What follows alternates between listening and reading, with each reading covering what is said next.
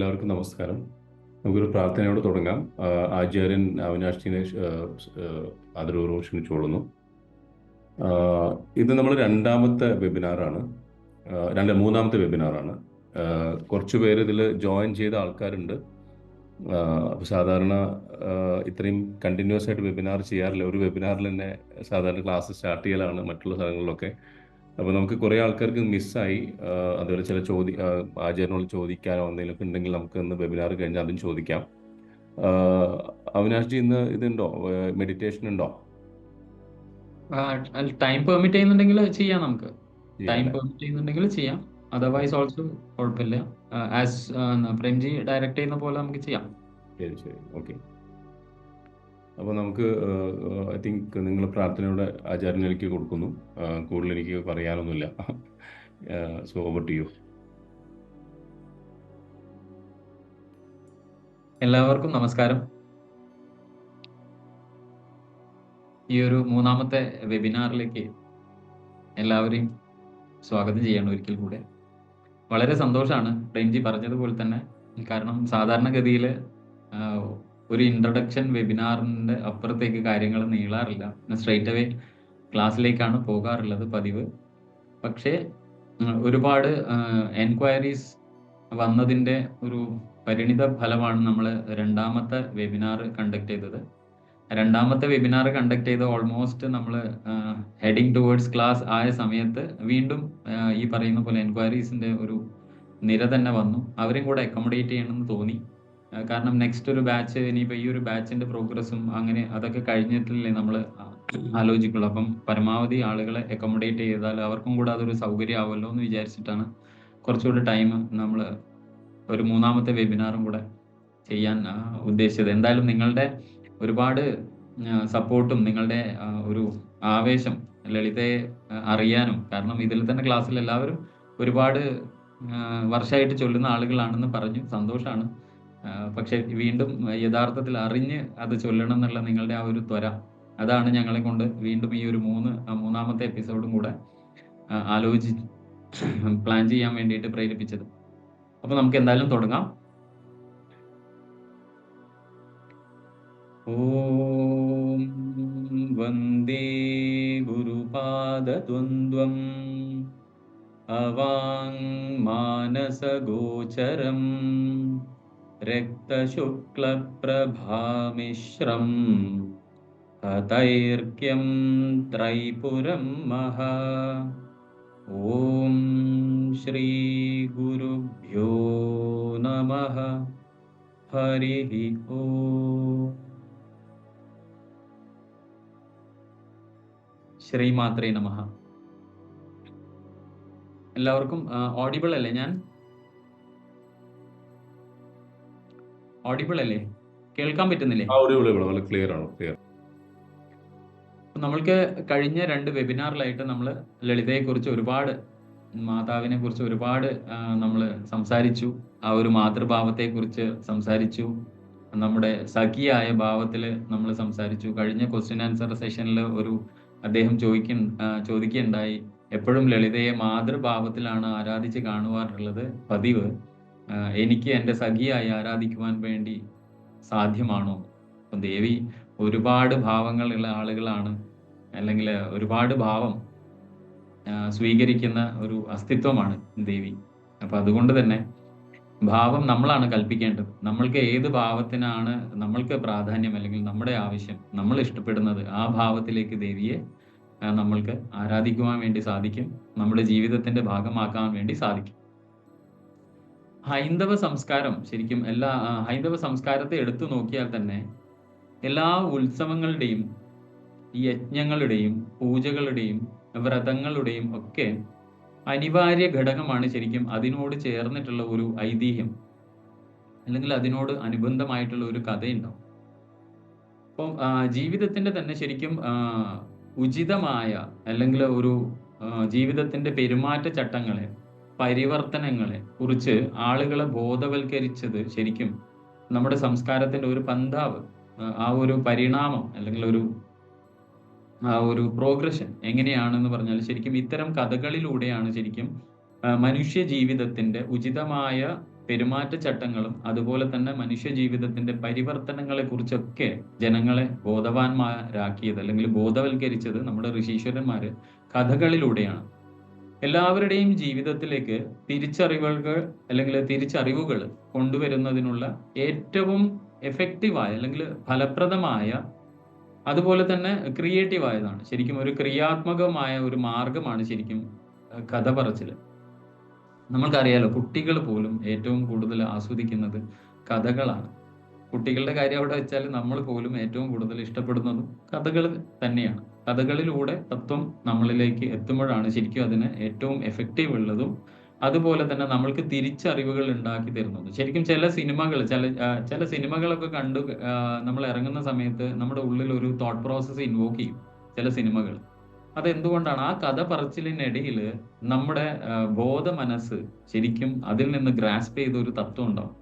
അപ്പൊ കഥ പറച്ചില് മനുഷ്യന്റെ പരിണാമം എടുത്തു നോക്കിയാൽ അല്ലെങ്കിൽ മനുഷ്യന്റെ ഒരു ജീവിത രീതി എടുത്തു നോക്കിയാൽ കഥകൾക്ക് വലിയൊരു പ്രാധാന്യമുണ്ട്.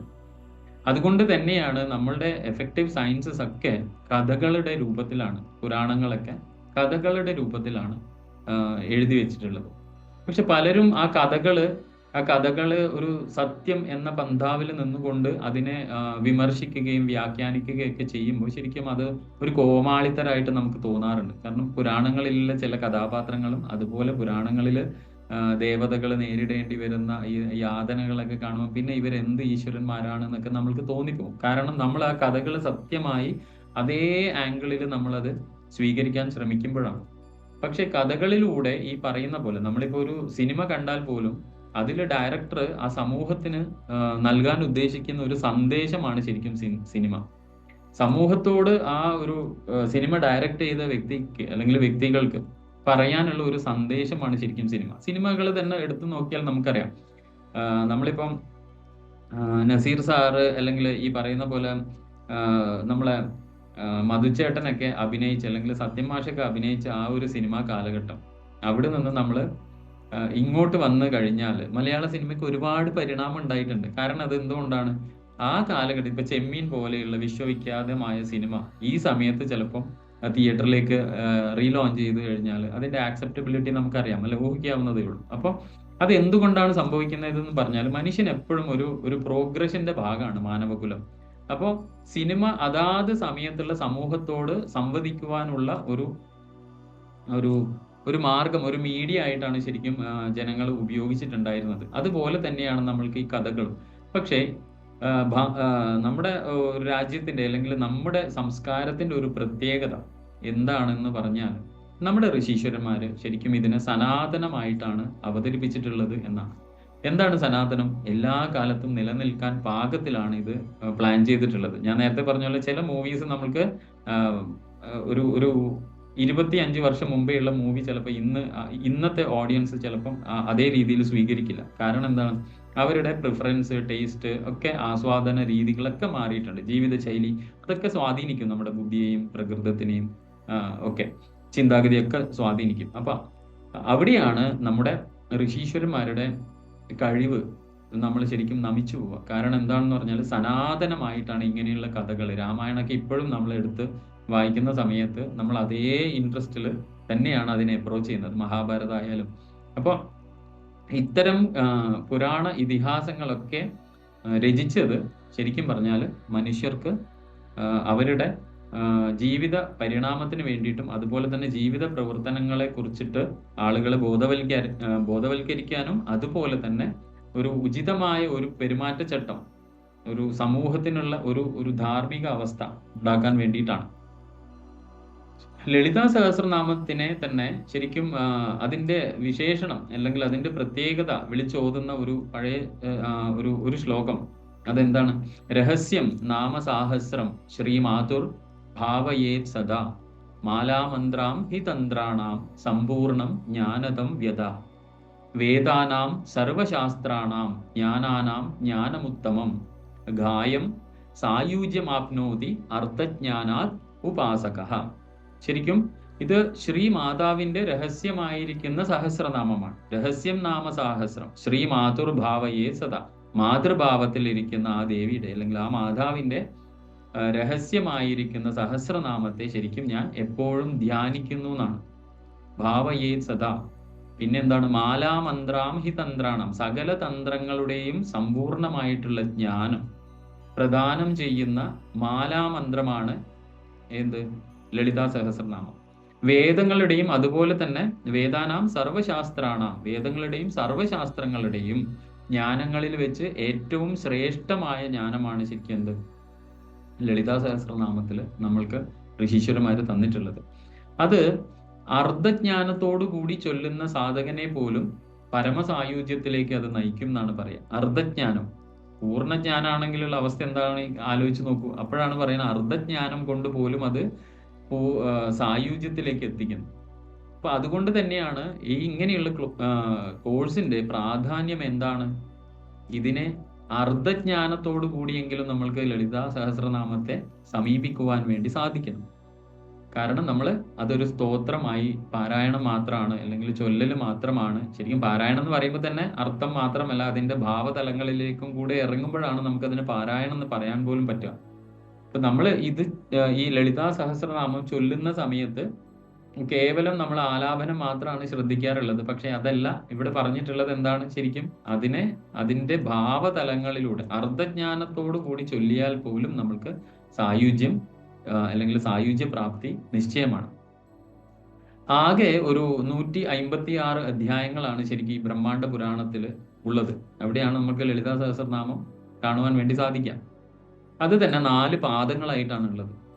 അത് ഏതൊക്കെയാണെന്ന് പറഞ്ഞാൽ, ഒന്ന് പ്രക്രിയാപാദം, രണ്ടാമത്തത് അനുഷംഗാപാദം, മൂന്നാമത്തത് ഉപോദ്ഘാത പാദം, നാലാമത്തത് ഉപസംഹാര പാദം. ഇതില് 4ാമത്തെ ഉപസംഹാര പാദത്തില് ഏറ്റവും അവസാന ഭാഗത്ത് ഒടുവിലായിട്ടാണ് ശരിക്കും ലളിതോപാഖ്യാനം എന്ന പ്രധാനപ്പെട്ട ഭാഗം സ്ഥിതി ചെയ്യുന്നത്. ബ്രഹ്മാണ്ഡ പുരാണത്തിലെ ഈ പറയുന്ന 156 അധ്യായങ്ങളില് 40 അധ്യായങ്ങളും ശരിക്കും ലളിതോപാഖ്യാനത്തിൽ തന്നെയാണ്. ഇപ്പൊ തന്നെ നമ്മൾക്കറിയാം അതിന്റെ 25% ഓൾമോസ്റ്റ് ലളിതോപാഖ്യാനം തന്നെ കവരുന്നുണ്ട് അല്ലെ. 156 അപ്രോക്സിമേറ്റ് ഒരു 160 എന്ന് കണക്കൂട്ടിയ 4/1 ശരിക്കും ലളിതോപാഖ്യാനത്തിൽ തന്നെയാണ്. അത് ആ ലളിതോപാഖ്യാനം തന്നെ 7 ഘട്ടത്തോട് കൂടിയതാണ്. ഏതൊക്കെയാണ് ആ 7 ഘട്ടം എന്ന് പറഞ്ഞാൽ? മന്ത്രം, അതുപോലെ തന്നെ ന്യാസം, പൂജ, പുരശ്ചരണം, ഹോമം, രഹസ്യം, സ്തോത്രം, ഖണ്ഡം. അപ്പൊ നമ്മൾ ശരിക്കും ലളിതാ സഹസ്രനാമം ചൊല്ലുന്ന സമയത്ത് ശരിക്കും ഈ പറയുന്ന ഒരു ഏതെങ്കിലും ഒരു ഘട്ടം നമ്മൾ കടന്നു പോകുന്നുണ്ടെങ്കിൽ മിക്കവാറും അത് മന്ത്രഘട്ടമായിരിക്കും. അതും മന്ത്രം എന്ന് പറഞ്ഞാൽ ശരിക്കും എന്താണ്? ഈ 7 ഘട്ടം ഒന്ന് ആലോചിച്ച് നോക്കൂ. മന്ത്രം, ന്യാസം, പൂജ, പുരശ്ചരണം, ഹോമം, രഹസ്യം, സ്തോത്രം, ഖണ്ഡം. ഇപ്പൊ നമ്മൾ ശരിക്കും ലളിതാ സഹസ്രനാമത്തെ അപ്രോച്ച് ചെയ്യുന്ന സമയത്ത് അല്ലെങ്കിൽ സമീപിക്കുമ്പോൾ ജീവിതത്തിൽ അതിനോടുള്ള സമീപനം നോക്കുമ്പോൾ തന്നെ നമ്മൾക്ക് അറിയാം എന്താണ് ആ ബ്രഹ്മാണ്ഡ പുരാണത്തിലെ സ്ട്രക്ചറിൽ നമ്മൾ ഒരിക്കലും അതിനെ സമീപിക്കാറില്ല. കാരണം നമ്മൾ കേവലം ഒന്ന് ചൊല്ലി തീർക്കാറാണ് പതിവ്. അപ്പൊ ഋഷീശ്വരന്മാര് ശരിക്കും നമ്മൾക്ക് തന്ന വിധി, ഇത്രയും വിധി ഉണ്ടായിരിക്കെ മന്ത്രം ആദ്യത്തെ ആ ഘട്ടം തന്നെ നോക്കിയാൽ മന്ത്രമാണ്. മന്ത്രം എന്ന് പറഞ്ഞാൽ ശരിക്കും മനനാത്രായത്തെ, മനസ്സ് എന്ന് പറയുമ്പോൾ തന്നെ അവിടെ ഭാവങ്ങളാണ് ശരിക്കും വേണ്ടത് അല്ലെ. മനസ്സിന്റെ തലം എന്ന് പറഞ്ഞാൽ എന്താണ്? ശരിക്കും ഭാവങ്ങളാണ്. ഭാവങ്ങൾ എങ്ങനെയാണ് വരിക? ഭാവങ്ങൾ വരണമെങ്കിൽ ഞാൻ ചൊല്ലുന്ന പദത്തിന്റെ അല്ലെങ്കിൽ ഞാൻ കാണുന്ന പദത്തിന്റെ അർത്ഥം എനിക്ക് മനസ്സിലാവണം അല്ലേ. ഇപ്പൊ ഞാൻ ഇരുട്ടുള്ള ഒരു മുറിയില് ഒരു കയറ് കണ്ടാൽ അത് പാമ്പാണെന്ന് വിചാരിക്കും. എന്തുകൊണ്ട്? കാരണം എൻ്റെ ദൃഷ്ടി വ്യക്തമല്ല, ഇരുട്ട് കൊണ്ട് അത് മറച്ചിരിക്കുകയാണ്. അതുകൊണ്ട് ഞാൻ തെറ്റിദ്ധരിക്കപ്പെടും. അപ്പൊ ഞാനത് പാമ്പ് എന്ന് വിചാരിക്കും. എന്നാൽ യാഥാർത്ഥ്യം അതൊരു കയറാണ്. പക്ഷെ ഈ യാഥാർത്ഥ്യം എനിക്ക് എപ്പോഴാണ് ബോധ്യമാവുക? എനിക്ക് വെളിച്ചത്തോട് കൂടിയിട്ട് ഉണ്ടാവുമ്പോഴാണ്. എൻ്റെ മുമ്പിൽ വെളിച്ചത്തോടു കൂടി ആ ഒരു വസ്തുവിനെ ഞാൻ ഇന്ദ്രിയങ്ങൾ കൊണ്ട് ഗ്രഹിക്കാൻ സാധിക്കുമെങ്കിൽ എനിക്ക് വ്യക്തത ഉണ്ടാവും. ഇത് തന്നെയാണ് നമ്മൾക്ക് ഈ പറയുന്ന അറിവിന്റെ കാര്യത്തിലും നമ്മൾക്ക് ഉണ്ടാവേണ്ട കാര്യം. കാരണം എന്താണെന്ന് പറഞ്ഞാൽ അറിവ് വളരെ വ്യക്തമായിട്ടില്ലെങ്കിൽ നമ്മൾക്ക് എന്തുണ്ടാവും? അറിവിനെ കുറിച്ചിട്ട് ഒരു മിഥ്യാധാരണയോട് കൂടിയിട്ടാണ് നമ്മൾ അതിനെ സങ്കല്പിക്കുക. അപ്പൊ ലളിതാ സഹസ്രനാമം ചൊല്ലുന്ന സമയത്ത് പോലും നമ്മൾക്ക് ഓരോ നാമത്തിന്റെയും ധാരണ, കൃത്യമായ അറിവ് ലഭിച്ചിട്ടില്ലെങ്കിൽ നമ്മൾ ഈ പറയുന്ന പോലെ കയറിനെ പാമ്പായി വിചാരിച്ചിട്ടാണ് നമ്മൾ അത് ചൊല്ലുക അല്ലേ. അപ്പൊ അതുകൊണ്ട് മന്ത്രമാവണമെങ്കിൽ പോലും, ഒന്നാമത്തെ ഘട്ടം ആവണമെങ്കിൽ പോലും നമ്മൾക്ക് നാമങ്ങളുടെ യഥാർത്ഥ അവസ്ഥ അല്ലെങ്കിൽ യഥാർത്ഥ അർത്ഥം നമ്മൾക്ക് അറ്റ്ലീസ്റ്റ് നമുക്കൊന്ന് പിടികിട്ടണം. അത് മനസ്സിലാക്കിയാൽ മാത്രമേ നമ്മൾക്ക് മനസ്സിലെ ഭാവങ്ങൾ വിരിയുള്ളൂ, ഇല്ലേ? കാരണം ഇപ്പം ഉദാഹരണം, ഇന്ന് ഞാൻ കാലത്ത് ആരോടോ പറഞ്ഞൊരു ഉദാഹരണം. കാരണം നമ്മുടെ കയ്യിൽ സംസ്കൃത അക്ഷരമാല അല്ലെങ്കിൽ മലയാളത്തിലെ കംപ്ലീറ്റ് അക്ഷരമാലയോ നമ്മുടെ കയ്യിൽ ഒരു ബോർഡിൽ എഴുതി തന്നാൽ, ഒരു പേപ്പറിൽ എഴുതി തന്നാൽ നമുക്ക് പ്രത്യേകിച്ച് ഭാവമൊന്നും ഉണ്ടാവില്ല. പക്ഷെ ആ സ്വരാക്ഷരങ്ങളിൽ നിന്നും വ്യഞ്ജനാക്ഷരങ്ങളിൽ നിന്നും, സ്വരാക്ഷരങ്ങളിൽ നിന്ന് ഞാൻ ഈ പറയുന്ന പോലെ അല്ലെങ്കിൽ വ്യഞ്ജനങ്ങളിൽ നിന്ന് ഞാൻ മാ എന്ന അക്ഷരം എടുത്ത് ആ പേപ്പറിന്റെ വേറൊരു സൈഡിൽ എടുത്ത് എഴുതി എന്ന് വിചാരിക്കാം. പിന്നെ ഴ എന്നുള്ള അക്ഷരവും എടുത്ത് എഴുതി. ഇപ്പൊ മഴ എന്നായി, അല്ലെ? ആ മഴ എന്ന ആ 2 അക്ഷരം നോക്കുന്ന സമയത്ത് എന്റെ മനസ്സിൽ എന്തുണ്ടാവും? സ്വാഭാവികമായും ഒരുപാട് സൃഷ്ടികൾ കടന്നു വരും. ചിന്തകളായി മനസ്സിൽ ഒരുപാട് സൃഷ്ടികൾ കടന്നു വരും. കാരണം മഴയും ഞാൻ അനുഭവിച്ച മഴയുടെ ഓർമ്മകളും ഇതൊക്കെ എനിക്ക് മനസ്സിലേക്ക് വരും. പക്ഷെ ഇതേ അക്ഷരം ഈ പറയുന്ന പോലെ എനിക്ക് അക്ഷരമാലയായി ഇരുന്നപ്പോൾ എനിക്കത് വ്യക്തമായിരുന്നില്ല, അല്ലേ? അപ്പോൾ അതുപോലെ തന്നെയാണ് ലളിതാ സഹസ്രനാമം. പുസ്തകത്തിൽ അച്ചടിച്ച് വെക്കുമ്പോൾ അതെന്താണ്, 50 രൂപയോ 100 രൂപയോ കൊടുത്താൽ കിട്ടും ലളിതാ സഹസ്രനാമം. അതിലെന്താണ് രഹസ്യം? അത് അക്ഷരങ്ങളോ നാമങ്ങളോ ആയിരിക്കുമ്പോൾ അതിൽ അറിവ് എനിക്ക് വ്യക്തമാവില്ല. പക്ഷെ എപ്പോഴാണ് ഞാൻ അതിനെ ഡീകോഡ് ചെയ്യാൻ ശ്രമിക്കുന്നത്, അപ്പോഴാണ് അത് കൃത്യമായ അർത്ഥതലങ്ങളിലേക്ക് എന്നെ കൈപിടിച്ച് കൊണ്ടുപോവുക. അങ്ങനെ കൈപിടിച്ച് കൊണ്ടുപോകുമ്പോൾ എൻ്റെ മനസ്സിൽ ഭാവനകൾ ഉണരും ദേവിയെക്കുറിച്ച്. അപ്പോഴാണ് അതൊരു മന്ത്രമാക്കുക. അതിനുശേഷം നോക്കൂ, ന്യാസമുണ്ട്, അതിനുശേഷം പൂജാവിധികളുണ്ട്. അപ്പം നമ്മൾ ഈ ക്ലാസ്സിൽ നമ്മൾ ഉദ്ദേശിക്കുന്നത് എന്താണ്? ശരിക്കും ഈ ഒരു പദ്ധതിയിൽ ഈ 7 കടന്നു പോയിട്ടില്ലെങ്കിലും പ്രധാനപ്പെട്ട ഘടകങ്ങളായ മന്ത്രം, അതുപോലെ ന്യാസം, അതുപോലെ പൂജ, ഈ ആദ്യത്തെ 3 കാര്യങ്ങളെങ്കിലും നമ്മൾക്ക് ജനങ്ങളെ പഠിപ്പിക്കുവാൻ വേണ്ടി സാധിക്കണം. അത് കഴിഞ്ഞിട്ട് പ്രേംജി കഴിഞ്ഞ ക്ലാസ്സിൽ പറഞ്ഞതുപോലെ 4ാമത്തെ ഘട്ടം നിങ്ങൾക്ക് ആവശ്യമാണെങ്കിൽ ഗുരുവിന്റെ ഗുരുമുഖത്ത് നിന്ന് ദീക്ഷ സ്വീകരിക്കുന്നതോടുകൂടി നമ്മൾക്ക് പുരശ്ചരണം, ഹോമം എന്നുള്ള അവസ്ഥയിലേക്ക് നമ്മൾക്ക് പോകാൻ വേണ്ടി സാധിക്കും. പക്ഷെ അത് ഈ പറഞ്ഞ ബേസിക്കലി അറ്റ്ലീസ്റ്റ് നമ്മൾ മന്ത്രം, ന്യാസം, പൂജ എന്ന ഘടകങ്ങളെങ്കിലും പരിചയപ്പെട്ട് അതിലൂടെ ലളിതാദേവിയെ ആരാധിക്കുമ്പോഴാണ് ശരിക്കും നിങ്ങൾ അതിന്റെ യഥാർത്ഥ തലത്തിലൂടെ, ദേവി ആരാധനാ തലത്തിലൂടെ നമ്മൾ സഞ്ചരിക്കുക. അതിനൊരു പ്ലാറ്റ്ഫോമോ അല്ലെങ്കിൽ ഒരു മാർഗമാണ് നമ്മൾ ഈ ഡിസൈൻ ചെയ്ത ലളിതാ സഹസ്രനാമം കോഴ്സ്. ലളിതാദേവിയുടെ കഥയാണ് ശരിക്കും ഈ ശ്രീ ലളിതോപാഖ്യാനം. 7ാമത്തെ അധ്യായം മുതലാണ് ശരിക്കും പ്രധാന കഥ തുടങ്ങുന്നത്. പ്രധാന കഥയിൽ അവിടെ വിവരിച്ചിരിക്കുന്നത് എന്തൊക്കെയാണ്? ഭണ്ഡാസുരന്റെ ജനനം, അവൻ ദേവന്മാരെ ആക്രമിക്കുന്നത്, അതുപോലെ തന്നെ ഇന്ദ്രാദി ദേവന്മാര് ചെയ്ത മഹായാഗം, അതില് ശ്രീ ലളിതാ പരമേശ്വരിയുടെ അവതാരം, ഉയർത്തെഴുന്നേൽപ്പ്, അല്ലെങ്കിൽ ആദ്യമായി ജനിക്കുന്നത് ചിദഗ്നികുണ്ഡ സംഭൂത, അല്ലെ? കേട്ടില്ല നമ്മൾ? ചിദഗ്നികുണ്ഡ സംഭൂത. അതുപോലെ തന്നെ ശ്രീ മഹാദേവൻ കാമേശ്വരനായി പ്രത്യക്ഷപ്പെടുന്നത്. കാരണം ലളിത ചിദഗ്നികുണ്ഡത്തില് അവതരിക്കുന്നത് ആ ഭാവം 16 വയസ്സിന്റെ ഭാവമാണ് കാമേശ്വരി. ആ കാമേശ്വരിക്ക് ഭാരത ദർശനം എപ്പോഴും സ്ത്രൈണ എനർജി ഒരിക്കലും ഒറ്റയ്ക്കല്ല നിലനിൽക്കുക, അതിന്റെ കൂടെ പുരുഷ എനർജി അല്ലെങ്കിൽ ചൈതന്യം എപ്പോഴും ഉണ്ട്. അതുകൊണ്ടാണ് നമ്മുടെ ദേവി ദേവതാ സങ്കല്പങ്ങളൊക്കെ നോക്കിക്കോ, ഈശ്വരന് തൊട്ടടുത്ത് ഈശ്വരി ഉണ്ടാവും. കാരണം masculine and feminine energy together വസിക്കേണ്ടതാണ് എന്ന് നമ്മുടെ ഋഷീശ്വരന്മാർ വളരെ എന്താ പറയുക, സത്യസന്ധമായി ലോകത്തോട് പറഞ്ഞതാണ്. അപ്പൊ അതുപോലെ തന്നെ ഇവിടെയും ലളിതാ സഹസ്രനാമത്തില് അല്ലെങ്കിൽ ബ്രഹ്മാണ്ഡ പുരാണത്തില് ലളിതോപാഖ്യാനത്തില് നമ്മൾ കാണുവാൻ സാധിക്കുന്നത് ആ കാമേശ്വരന്റെ അവതാരമാണ്. അതായത് സാക്ഷാൽ ശ്രീ മഹാദേവൻ കാമേശ്വരനായി പ്രത്യക്ഷപ്പെടുന്നു.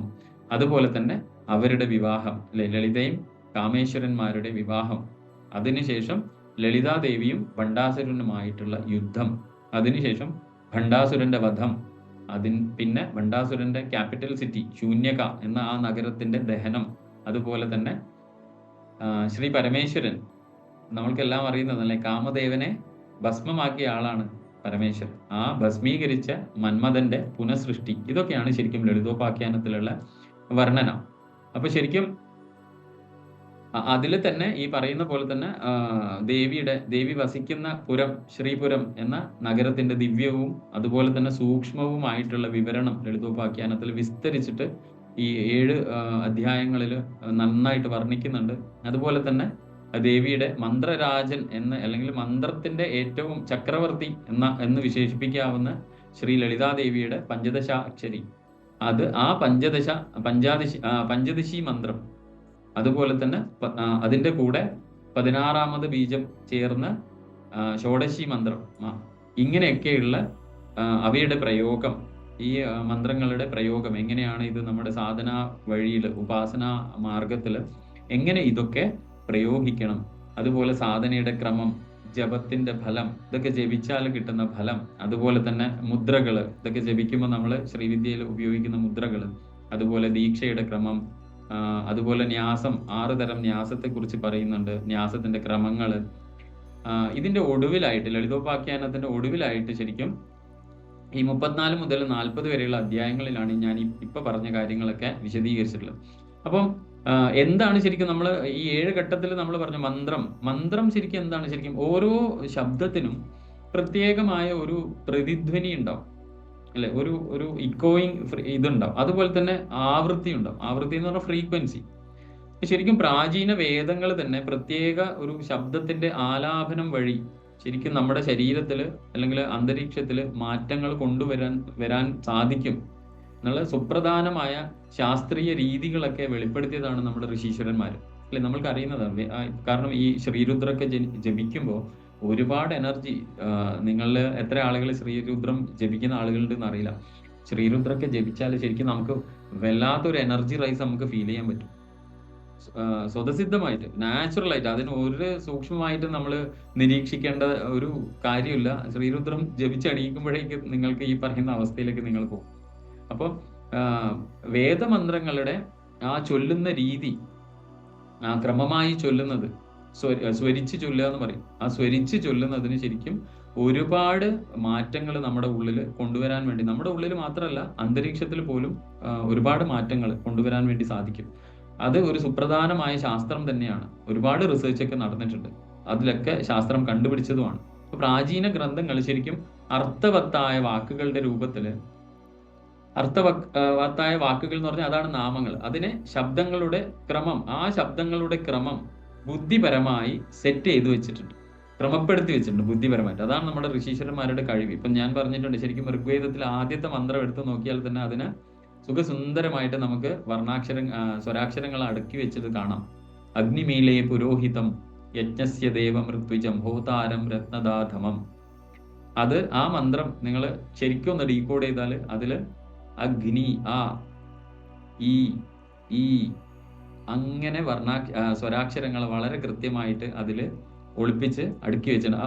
അപ്പൊ തന്നെ നമ്മൾ ഈ ഋഷീശ്വരന്മാരുടെ കഴിവിനെ നമിച്ചു പോകും. കാരണം ഋഗ്വേദം ഞാൻ എപ്പോഴും പറയുന്നത് പോലെ മനുഷ്യരാശിയുടെ ഏറ്റവും പ്രാചീനമായ ഗ്രന്ഥമാണ്, അവൈലബിൾ ആയ ഏറ്റവും പ്രാചീനമായ ഗ്രന്ഥം. ആ ഗ്രന്ഥത്തിലെ ആദ്യത്തെ മന്ത്രമാണ് ഈ പറയുന്ന അഗ്നിയെ പ്രകീർത്തിച്ചു കൊണ്ടുള്ള അഗ്നിമീള എന്നുള്ള മന്ത്രം. അതിൽ തന്നെ നമ്മൾ ഇപ്പോഴും ഈ 21ാം നൂറ്റാണ്ടിലും പിന്തുടരുന്ന അക്ഷരമാലയുടെ ക്രമം ആ മന്ത്രത്തിൽ കൃത്യമായി കോഡ് ചെയ്ത് വെച്ചിട്ടുണ്ട്. അപ്പോൾ ആലോചിച്ചു നോക്കൂ, ആ സമയത്ത് തന്നെ ഭാഷയുടെ കൃത്യമായ ഒരു സിസ്റ്റം ഡെവലപ്പ് ചെയ്തിട്ടുണ്ടായിരുന്നു നമ്മുടെ ഋഷീശ്വരന്മാര്.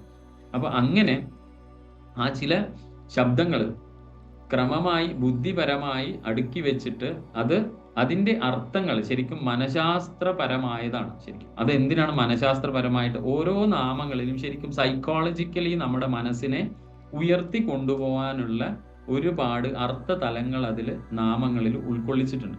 അത് മനസ്സിന്റെ സംതൃപ്തിക്ക് വേണ്ടി മാത്രമുള്ളതാണ്. അപ്പൊ ഇവിടെ നമ്മൾ ശ്രദ്ധിക്കേണ്ടത്, ദൈനംദിന ജീവിതത്തിൽ നമ്മൾ എല്ലാവരും കടന്നു പോകുന്ന പ്രശ്നം മനസ്സിന് സുഖമില്ലായ്മ, അല്ലെങ്കിൽ ഈ പറയുന്ന പോലെ എന്നും ടെൻഷൻ, സ്ട്രെസ്. അവിടെയാണ് നമ്മളിപ്പോ ഈ പറയുന്ന കാര്യം ഒന്ന് ഓർത്തെടുക്കേണ്ടത്. കാരണം വളരെ ശാസ്ത്രീയമായി ഓരോ അക്ഷരങ്ങളുടെ ഫ്രീക്വൻസി മനസ്സിലാക്കി ആ അക്ഷരങ്ങൾ കൂട്ടിച്ചേർത്ത് ഒരു നാമങ്ങൾ ഉണ്ടാക്കി. എന്തിനാണ്? വെറുതെ ഒരു നാമം, അങ്ങനെ 1000 നാമം അങ്ങനെ വിളിച്ചു പോയതല്ല ശരിക്കും ലളിതാ സഹസ്രനാമം.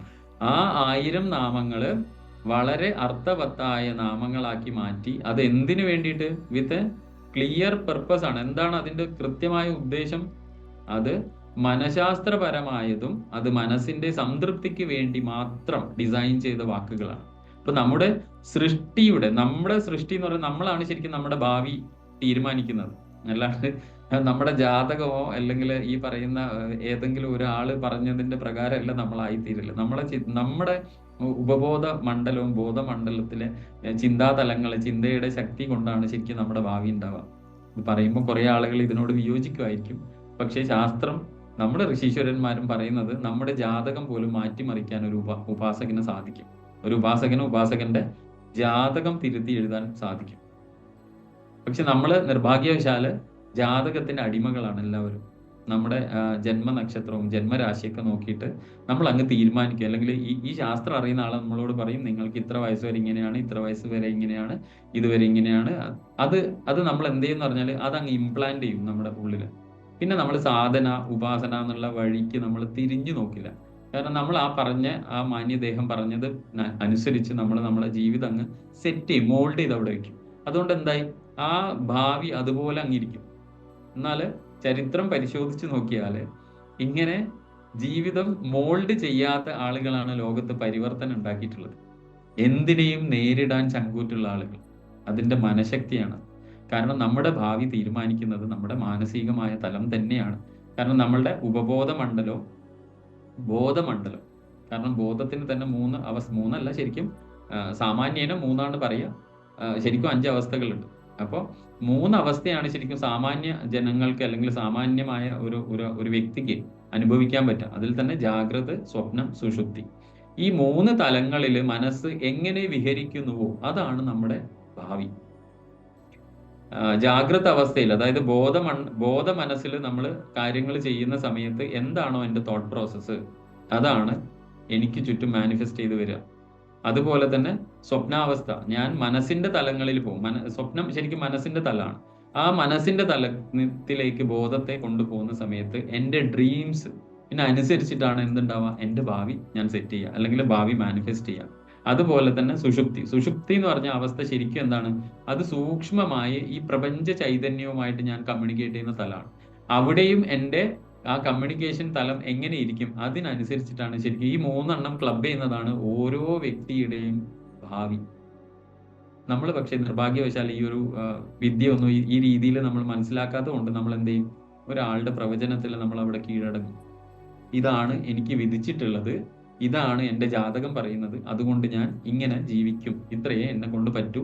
അതിന് ഈ പറയുന്ന പോലെ ഒരുപാട് അപഹാരങ്ങൾ, ഈ പറയുന്ന പോലെ ദോഷങ്ങൾ ഒക്കെ പറയുമ്പോൾ അതിനുള്ള പ്രായശ്ചിത്തങ്ങൾ ചെയ്യുക, സുഖമായിട്ട് പോവുക. അതിലപ്പുറത്തേക്ക് നമ്മൾ സാധനാ രീതിയിൽ നമ്മൾ ചിന്തിക്കാറേ ഇല്ല. ഓക്കെ, അതൊരു വേറൊരു വിഷയം. എന്നാലും പറഞ്ഞു എന്ന് മാത്രമേ ഉള്ളൂ. ഇതിൽ വിയോജിപ്പുകൾ ഉണ്ടാവാം. ഒരു ശാസ്ത്രത്തെയും ഞാൻ ടാറടിച്ച് കാണിക്കുവാൻ വേണ്ടിയിട്ടല്ല ഇത് പറഞ്ഞത്. മനുഷ്യന്റെ യാഥാർത്ഥ്യം, അവന്റെ ഭാവി എന്നുള്ളത് എപ്പോഴും ഒരു സാധകനെ സംബന്ധിച്ചിട്ട് അവന്റെ ഭാവി നിർണയിക്കപ്പെട്ട് കഴിഞ്ഞാൽ പോലും അതിനെ തിരുത്തുവാനുള്ള ശക്തി അവന്റെ ഉള്ളിലുണ്ട് എന്ന് പറയുവാൻ വേണ്ടി മാത്രമാണ് ഞാൻ ഇത്രയൊക്കെ കാര്യങ്ങൾ പറഞ്ഞത്.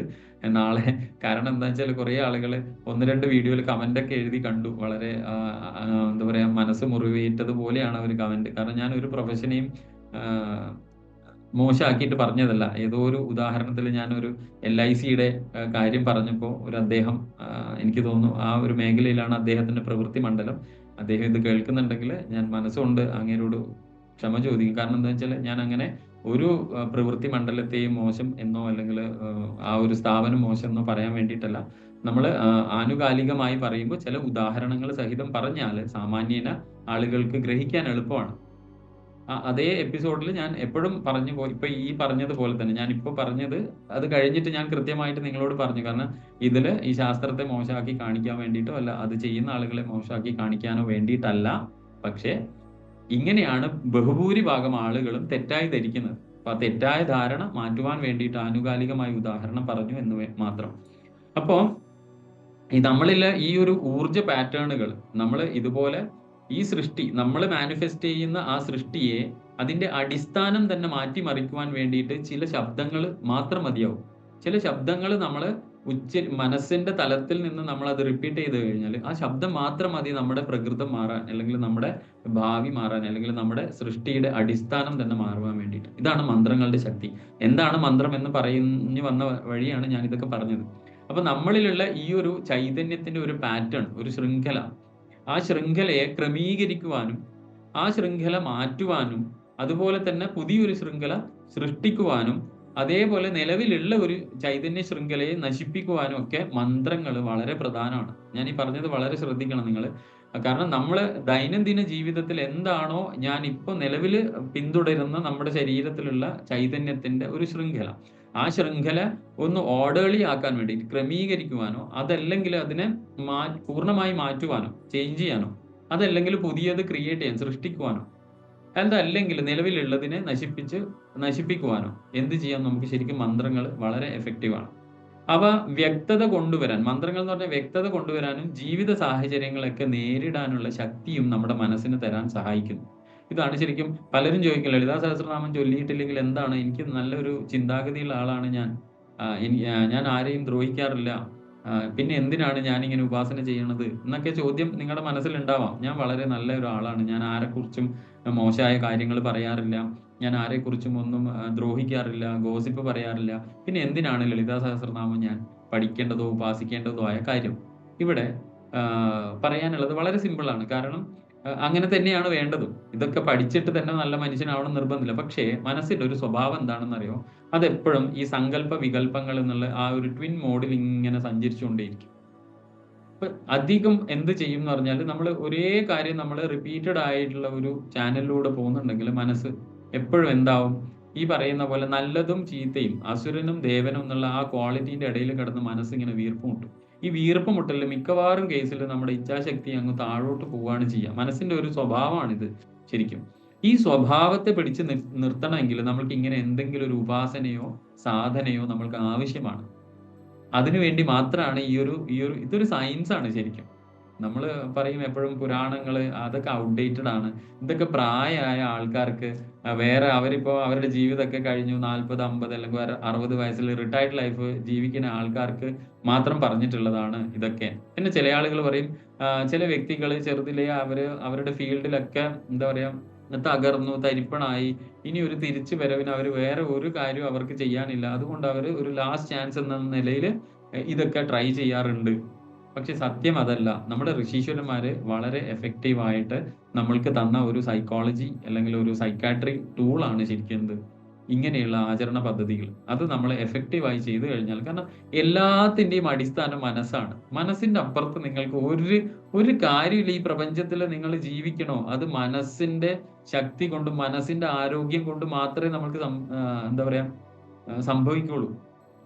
അപ്പൊ അതുകൊണ്ട് തന്നെ ഇതൊക്കെ ശരിയാക്കുവാൻ വേണ്ടിയിട്ട് ആ സാഹചര്യങ്ങളൊക്കെ നേരിടാനുള്ള ശക്തി നമ്മൾക്ക് നൽകുകയാണ് ചെയ്യുക.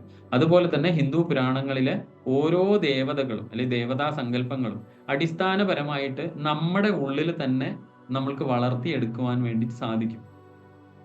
അതെന്താണ്? അത് നമ്മൾക്ക് ആ ഒരു സാഹചര്യത്തെ നേരിടാൻ വേണ്ടിയിട്ട്, ഒരു സിറ്റുവേഷനെ നേരിടാൻ വേണ്ടിയിട്ട് നമ്മൾക്ക് ആവശ്യമുള്ള ഗുണങ്ങളുണ്ട് നമ്മുടെ ഉള്ളില്. ഈ ഗുണങ്ങളെയാണ് ശരിക്കും ഒരു സങ്കല്പമായിട്ട്, ദേവതാ സങ്കല്പമായിട്ട് നമ്മൾക്ക് ശരിക്കും ഋഷീശ്വരന്മാര് അവതരിപ്പിക്കുന്നത്. ശരിക്കും ഇപ്പം ഞാൻ എല്ലാ എപ്പിസോഡിലും അല്ലെങ്കിൽ വെബിനാറിലും പറയലുണ്ട് ഈ ഒരു ഉദാഹരണം. ആവർത്തന വിരസത ഉണ്ടോന്ന് അറിയില്ല. എന്നാലും മനസ്സിന്റെ ഭയത്തെ നീക്കാൻ നമ്മൾ എപ്പോഴും എന്ത് ചെയ്യും? ഒന്നെങ്കിൽ ദുർഗയെ ആരാധിക്കും, അല്ലെങ്കിൽ കുറച്ചുകൂടെ ഘോരമായിട്ട് പോകുന്ന കാര്യങ്ങൾക്കുള്ള മനഃശക്തി വേണമെങ്കിൽ നമ്മൾ ഭൈരവനൊക്കെ ആരാധിക്കും. പക്ഷെ സാമാന്യേന ഒരു ഗൃഹസ്ഥാശ്രമിയൊക്കെ ആണെങ്കിൽ, ലൗകിക ജീവിതം ഒക്കെ ജീവിക്കുന്ന ആളാണെങ്കിൽ മനസ്സിൽ എപ്പോഴും ഈ ആകുലതകൾ, ആകെ ആങ്സൈറ്റി കൊണ്ട് കഷ്ടപ്പെടുന്ന ആളുകൾ എന്ത് ചെയ്യും?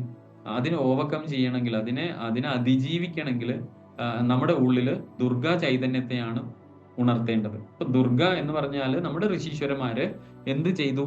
വളരെ, ഞാൻ നേരത്തെ പറഞ്ഞ പോലെ കഥാരൂപത്തിൽ, ചിത്രീകരണ സ്വഭാവത്തിൽ അത് ആ ഒരു ദേവതയ്ക്ക് കുറെ കൈകളും കുറെ ആയുധങ്ങളൊക്കെ ഒക്കെ നൽകി. അതെന്താണ്? ഇതിന്റെ ഈ ഒരു എനർജിയുടെ ക്വാളിറ്റീസ് ആണ്, ഗുണഗണങ്ങളാണ്. പക്ഷെ നമ്മൾ പലപ്പോഴും അതിനെ തെറ്റിദ്ധരിച്ചിട്ട് 8 കൈകളും 10 കൈകളും എന്നൊക്കെ നമ്മൾ അങ്ങനെ ഒരു അസ്തിത്വത്തിനെ നമ്മൾ എന്താ പറയാ, നമ്മളിൽ നിന്ന് വേറെ കാണും, നമ്മളിൽ നിന്ന് പുറത്ത് കണ്ടിട്ട് ആ പുറത്ത് അങ്ങനെ ഒരു അസ്തിത്വമുണ്ട്, അയാളുടെ മുമ്പിൽ ഞാൻ പോയിട്ട് നമസ്കരിക്കും, അല്ലെങ്കിൽ അയാളോട് കാര്യങ്ങൾ പറയും. അതൊരു വിഗ്രഹമാവാം അല്ലെങ്കിൽ ഒരു ചിത്രം. പക്ഷെ സത്യം എന്താണ് ശരിക്കും? നമ്മുടെ ഋഷീശ്വരന്മാര് വളരെ ആഴത്തിൽ നമ്മളോട് പറഞ്ഞിട്ടുണ്ട്. ഇതൊക്കെ എന്താണ് ശരിക്കും നമ്മുടെ ഉള്ളില് കുടികൊള്ളുന്ന ഒരുപാട് ഗുണങ്ങളുണ്ട്. ഈ ഗുണങ്ങളെയൊക്കെ ഒരു ദേവതാ സങ്കല്പത്തില് നമ്മൾക്ക് മുമ്പിൽ അവതരിപ്പിച്ച് തരികയാണ് ആര് ചെയ്തത്? ശരിക്കും നമ്മുടെ ഋഷീശ്വരന്മാര് ചെയ്തത്. അതെന്തിനാണ് ഈ പറയുന്ന നമ്മുടെ ഉള്ളില് ഓരോ സാഹചര്യം, ജീവിതത്തിലെ ഓരോ സാഹചര്യത്തെ നേരിടാൻ വേണ്ടിയിട്ട് എനിക്ക് ചില ശക്തികൾ ആവശ്യമാണ്. ഈ ശക്തികൾ പക്ഷെ എൻ്റെ ഉള്ളിൽ ഉറങ്ങിക്കിടക്കുന്നുണ്ട്, അതെനിക്ക് അറിയില്ല. അത് അറിയണമെങ്കിൽ എന്ത് ചെയ്യും? ഇതുപോലെയുള്ള കഥാരൂപത്തിൽ ഞാൻ മെല്ലെ എൻ്റെ ബോധമണ്ഡലത്തിലേക്ക് കൊണ്ടുപോകുമ്പോൾ മനസ്സ് എന്ത് ചെയ്യും? ഈ ആളിനെ അകത്തുനിന്ന് എൻ്റെ ഉപബോധ തലത്തിൽ ഈ പറയുന്ന ഗുണം അവിടെ ഉറങ്ങിക്കിടക്കുകയാണ്, ഈ ദേവതാ ചൈതന്യം. ആ ദേവതാ ചൈതന്യത്തെ പ്രതിഫലിപ്പിക്കും, അതിന്റെ ഊർജത്തെ ഉണർത്താൻ തുടങ്ങും. അങ്ങനെ ഈ അവശ്യ ഗുണങ്ങളുടെ പ്രതീകാത്മകമായ പ്രതിനിധാനമാണ് ശരിക്കും ദേവന്മാർ, അല്ലെങ്കിൽ ദേവതാ സങ്കല്പം, അല്ലെങ്കിൽ ഈശ്വര സങ്കല്പം. ശ്രീ ലളിതാ ത്രിപുര സുന്ദരിയുടെ ശുദ്ധമായ ചൈതന്യത്തെ അല്ലെങ്കിൽ ഊർജത്തെ പ്രതിഫലിപ്പിക്കുന്നതിനുള്ള 1000 നാമങ്ങൾ അടങ്ങിയതാണ് ശരിക്കും ഈ ലളിത സഹസ്രനാമം. ഇത് വളരെയധികം പ്രയോജനം ലഭിക്കാൻ ഈ സ്തോത്രം ശരിക്കും നമ്മൾ നിത്യവും ജപിക്കാം. അപ്പൊ ഈ പറഞ്ഞു വന്നതിൽ നിന്നും നമ്മൾ മനസ്സിലാക്കേണ്ടതാണ്, എൻ്റെ ഉള്ളിൽ ഈ പറയുന്ന പോലെ തന്നെ ഈ ലളിതയുടെ 1000 ഗുണങ്ങൾ ഉറങ്ങിക്കിടക്കുന്നുണ്ട്. ആ ലളിതാ ത്രിപുര സുന്ദരിയുടെ 1000 ഗുണങ്ങൾ ഞാൻ പേറി നടക്കുന്ന ഒരു വ്യക്തിയാണ്. പക്ഷെങ്കിൽ എനിക്കത് അറിയുന്നില്ല. കാരണം ഞാൻ ഈ പ്രപഞ്ചത്തിൽ, ഈ എൻ്റെ ജീവിതയാത്രയിൽ ഈ ഇന്ദ്രിയങ്ങളുടെ പിറകെ ഓടി ഓടി ഓടി ഓരോ ആഗ്രഹം തീരുമ്പോൾ ഓരോ ആഗ്രഹത്തിന്റെ പിറകെ ഓടി, അത് തീരുമ്പോൾ അടുത്ത ആഗ്രഹം. ഈ ഓട്ടത്തിന്റെ ഇടയിൽ ഈ പറയുന്ന ക്വാളിറ്റീസ് എനിക്ക് ഉണ്ട് എന്നുള്ളത് ഞാൻ മറന്നുപോകും. ആ ഓട്ടത്തിന്റെ ഇടയിൽ ചില കാര്യങ്ങൾ, ചില സ്വപ്നങ്ങൾ എനിക്ക് ലഭിക്കാതാവുമ്പോൾ ഞാൻ അതിനുവേണ്ടി നേർച്ച വെക്കും, അതിനുവേണ്ടി എന്തെങ്കിലും പൂജ കഴിക്കും. പക്ഷെ ഈ സമയത്തൊക്കെ ഞാൻ എന്ത് മനസ്സിലാക്കുന്നില്ല? ഈ പറയുന്നത് അച്ചീവ് ചെയ്യാനുള്ള ഗുണം എൻ്റെ ഉള്ളിലുണ്ട്, ആ കപ്പാസിറ്റി എനിക്കുണ്ട്. അത് തന്നിട്ടാണ് ഈ പ്രപഞ്ചത്തിലേക്ക് ഈശ്വരൻ എന്നെ അയച്ചിട്ടുള്ളത്. അത് നമ്മൾ മറന്നുപോകും. ആ മറന്നു പോകുന്ന നമ്മളെ ശരിക്കും ഓർമ്മിപ്പിക്കാൻ വേണ്ടിയിട്ടാണ് ഇങ്ങനെയുള്ള കാര്യങ്ങൾ നമ്മൾക്ക് ഋഷീശ്വരന്മാർ തന്നിട്ടുള്ളത്. ഇനി ഇത് അവതരിപ്പിച്ച രീതിയും നോക്കൂ എങ്ങനെയാണ്. ഭഗവാൻ ഹയഗ്രീവനും അഗസ്ത്യ മുനിയും തമ്മിലുള്ള സംവാദ രൂപത്തിലാണ് ശരിക്കും ലളിതോപാഖ്യാനം രചിച്ചിട്ടുള്ളത്. ദേവി ഏതൊരു രൂപത്തിൽ ധ്യാനിക്കപ്പെടേണ്ടവളാണ് എന്ന് ശരിക്കും കൃത്യമായി സ്തോത്രം വിവരിക്കുന്നുണ്ട്. അതൊരു ദേവതാ ലക്ഷണ സ്തോത്രമുണ്ട്. ഏതാണത്?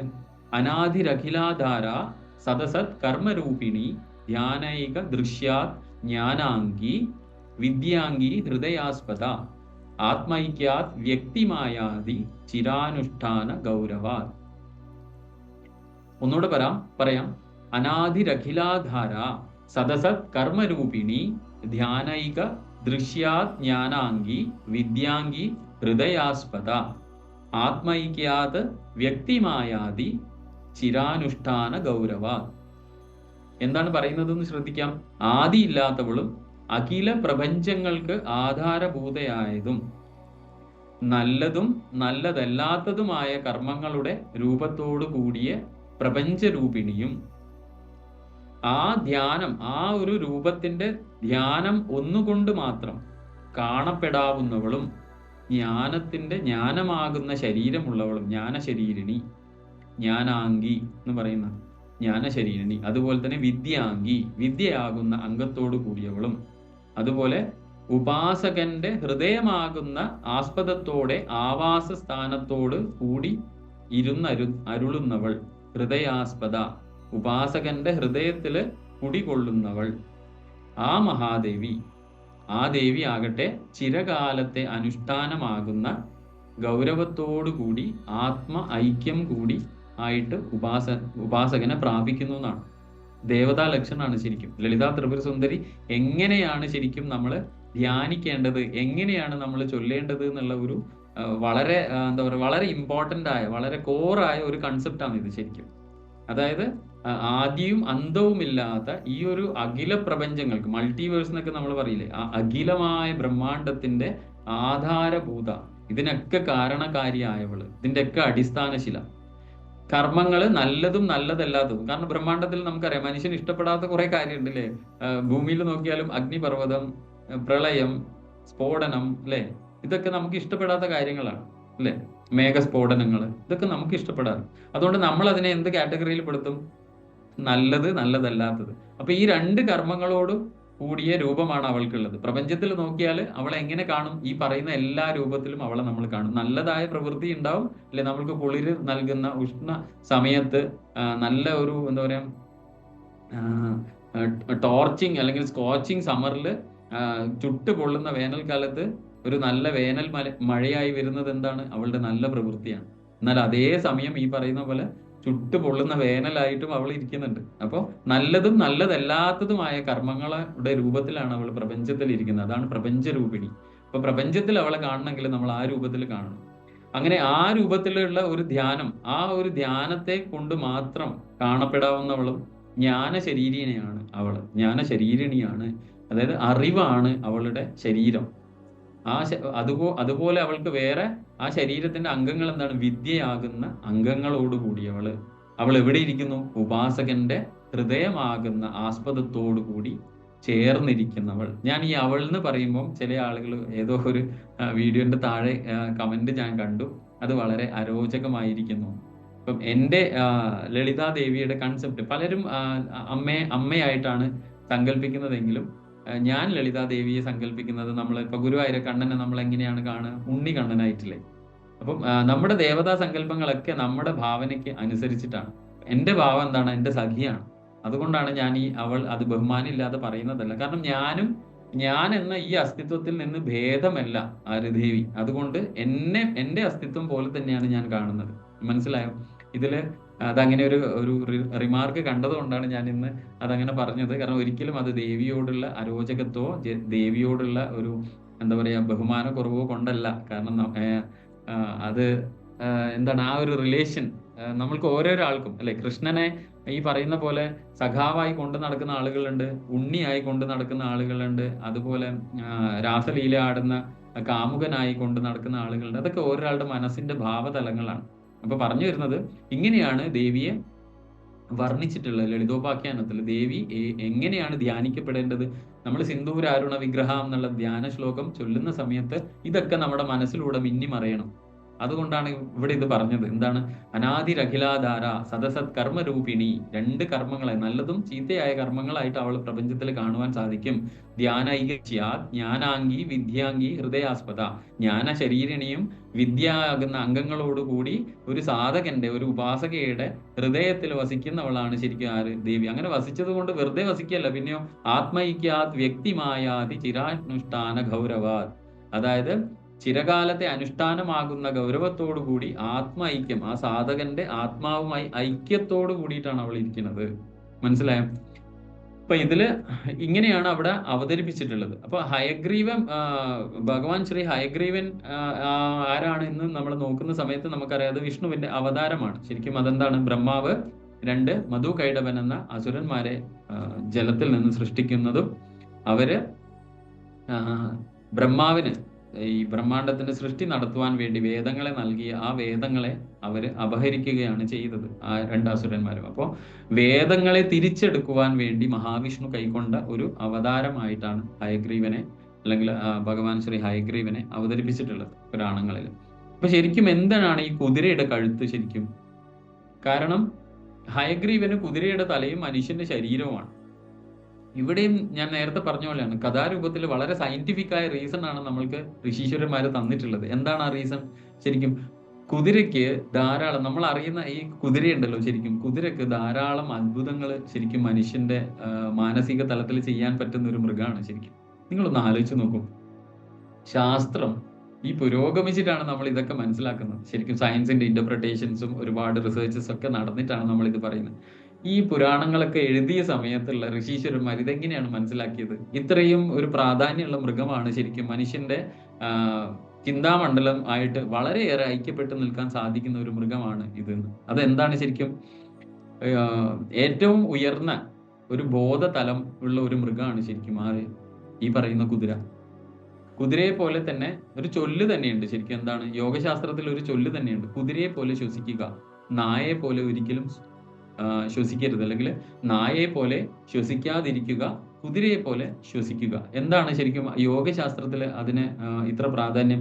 കാരണം കുതിരയെ നമ്മൾക്ക് അറിയാം അല്ലെ, പവർ നമ്മൾ ഡിഫൈൻ ചെയ്യാൻ തന്നെ ഹോഴ്സ് പവർ ആണ് പറയാ. കുതിരശക്തിയിലൂടെയാണ് നമ്മൾ ശക്തിയെ നിർവചിക്കുന്നത്, അല്ലെങ്കിൽ അളവുകോല്, ശക്തിയുടെ അളവുകോൽ അങ്ങനെയാണ്. അപ്പോൾ കുതിര എത്ര തന്നെ ഓടി ഒരു ഓട്ടപ്പന്തയത്തിലായാൽ പോലും കുതിര കിതക്കില്ല.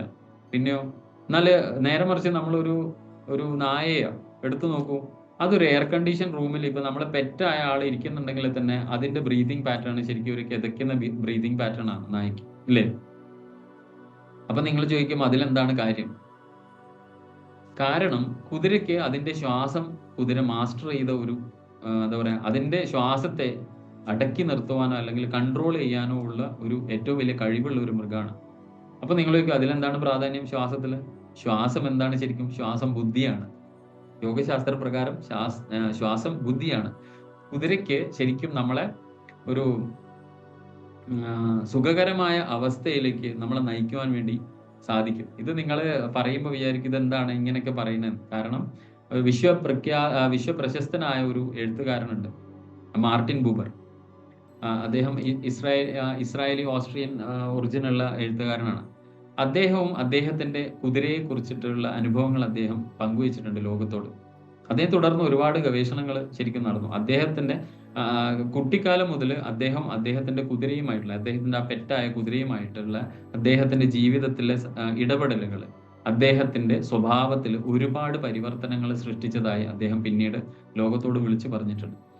കുതിരയുടെ കുതിരയുടെ പ്രസൻസ് കൊണ്ട് എങ്ങനെ ശരിക്കും പ്രബുദ്ധത അദ്ദേഹം കൈവരിച്ചു എന്ന് വളരെ ഡീറ്റെയിൽ ആയിട്ട് അദ്ദേഹത്തിന്റെ പുസ്തകത്തിൽ എഴുതിയിട്ടുണ്ട്. നിങ്ങൾ ഗൂഗിൾ ചെയ്ത് നോക്കിയാൽ അദ്ദേഹത്തിന്റെ പുസ്തകത്തെ കുറിച്ചിട്ട് കാണുവാൻ വേണ്ടി സാധിക്കും. അപ്പോൾ ഒരു പരിധി വരെ അവബോധം, അതായത് ഈ പറയുന്ന കോൺഷ്യസ്നെസ് അല്ലെങ്കിൽ ബോധം പ്രകടിപ്പിക്കുന്ന ആ ഒരു ഉയർന്ന വൈജ്ഞാനികമായ സാമൂഹിക മൃഗങ്ങളുടെ കൂട്ടത്തിൽ, അല്ലെങ്കിൽ അങ്ങനെയുള്ള നമ്മൾക്ക് ചുറ്റും കാണുന്ന മൃഗങ്ങളുണ്ട്. അങ്ങനെ ഒരുപാട് മൃഗങ്ങളുണ്ട്. ഇങ്ങനെ ഒരു ഉയർന്ന പരിധിയിലുള്ള അവബോധം ഉണ്ടാവും, അവർക്ക് കോൺഷ്യസ് ഉണ്ടാവും. കുതിരകൾക്ക് ശരിക്കും ഈ പറയുന്ന റിസർച്ചേഴ്സിൽ കണ്ടുപിടിച്ച ഒരു രസകരമായ കാര്യമാണ്, കുതിരകൾക്ക് സ്വയം നമ്മളെ പോലെ തന്നെ, നമ്മളിപ്പോ കണ്ണാടിയിൽ നോക്കിയിട്ടാണല്ലോ ഒരുങ്ങുക. കുതിരകൾക്ക് കണ്ണാടിയിൽ നോക്കിയിട്ട് സ്വയം അവയെ തിരിച്ചറിയാനും ഇപ്പൊ അവരുടെ ദേഹത്ത് എന്തെങ്കിലും അഴുക്കൊക്കെ പറ്റിയിട്ടുണ്ടെങ്കിൽ അവർ കണ്ണാടി നോക്കിയിട്ട് അത് വൃത്തിയാക്കും. ഇങ്ങനെയുള്ള, അതായത് ആ റിഫ്ലക്ഷൻസ് ഉപയോഗിച്ചിട്ട് അവരെന്ത് ചെയ്യും, അവരുടെ അതുമായിട്ട് കമ്മ്യൂണിക്കേറ്റ് ചെയ്യാൻ അവർക്ക് അറിയാം. കുതിരകൾക്ക് ശരിക്കും ഉയർന്ന ഒരു അവബോധമുള്ള മൃഗമാണ്. മാത്രമല്ല മനുഷ്യന്റെ വികാരങ്ങളോടും മനുഷ്യന്റെ മനസ്സിലെ ഉദ്ദേശങ്ങളോടും വളരെ സ്പോണ്ടേനിയസ് ആയിട്ട് കുതിരക്ക് പ്രതികരിക്കാൻ വേണ്ടി സാധിക്കും. അതായത് ശരിക്കും പറഞ്ഞാൽ മനസ്സിൽ ദേഷ്യമോ ഭയമോ ഉള്ള ഒരാളുമായിട്ട് ഇണങ്ങിയിട്ട് കുതിരയ്ക്ക് പ്രവർത്തിക്കാൻ വേണ്ടി സാധിക്കില്ല. അതുകൊണ്ട് തന്നെ കുതിര മെരുങ്ങില്ല. അങ്ങനെയുള്ള വ്യക്തിത്വങ്ങളുമായിട്ട് കുതിര ഇണങ്ങി നിൽക്കില്ല. അതെന്തുകൊണ്ടാന്ന് പറഞ്ഞാൽ മൈൻഡ് റീഡ് ചെയ്യാനുള്ള കപ്പാസിറ്റി ഉണ്ട് കുതിരയ്ക്ക്.